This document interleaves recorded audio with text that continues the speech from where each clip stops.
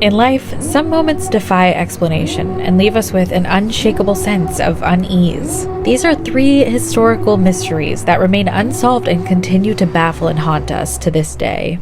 This first story takes us to Devon, England in the year 1855. After a heavy snow, the people of Devon awoke to footprints all across town. But the footprints were not from a small critter or even a human being. They were cloven footprints that appeared to be from a bipedal creature.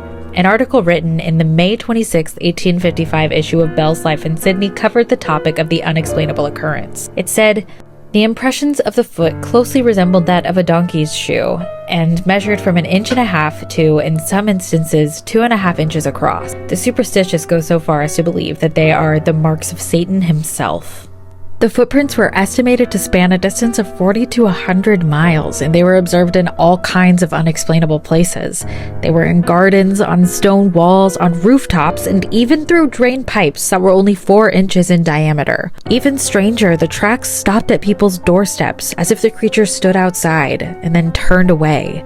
They appeared on both sides of the estuary that separated the towns. Most of the theories posited about the footprints were that it was some type of animal, like a mouse or kangaroos or badgers, but the mystery of the devil's footprints has never been solved. This next story is a little bit more modern. In Spain in 1971, the Pereira family began observing unsettling faces appearing on the concrete floor in their home in Belmez de la Moraleda. These became known as the Belmez faces. They seemed to appear and disappear at random, with reports starting on August 23, 1971, when Maria Gomez Camara observed a human face spontaneously appearing on her kitchen floor. Her husband decided to destroy the floor with a pickaxe and laid a new concrete floor, but not long after, a new face took form in its place. For 30 years, the strange appearances continued, gaining the attention of the local media and drawing in tourists. Despite some skeptics claiming it was a hoax, no one could prove it, even through years of research. The home was also built on top of a cemetery, which only deepened the fear that these were the faces of angry spirits refusing to be forgotten. This final event occurred over 500 years ago in France, when a peculiar illness began to spread through the streets. It took place from July to September of 1518, and it all began when a woman named Frau Trofia began frantically dancing in the street. No music accompanied the erratic performance, but as people observed, some began to join her. What had begun with one woman spiraled into chaos as hundreds danced uncontrollably in the streets. No music played, no one knew why, and yet they couldn't stop.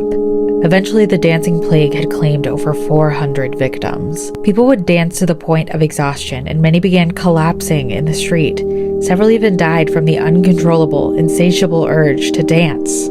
As people hysterically flailed about, they would scream out for help. In the peak of the outbreak, there were records of at least 15 deaths per day. Those who did not succumb to exhaustion often died from heart attacks and strokes. Within 3 months, the outbreak began to subside. What's even weirder is that this was not an isolated event. Many places around Europe were overcome by bouts of compulsive dancing that spread like the plague and claimed the lives of many. Was this a case of mass hysteria or some freakish form of possession? Either way, it consumed the lives of many and instilled fear into the hearts of those who witnessed it. Being human means that we're constantly trying to assign meaning to things, because to understand something means we don't have to fear it. But there are so many situations where we're just chasing shadows, reaching for answers that always slip away.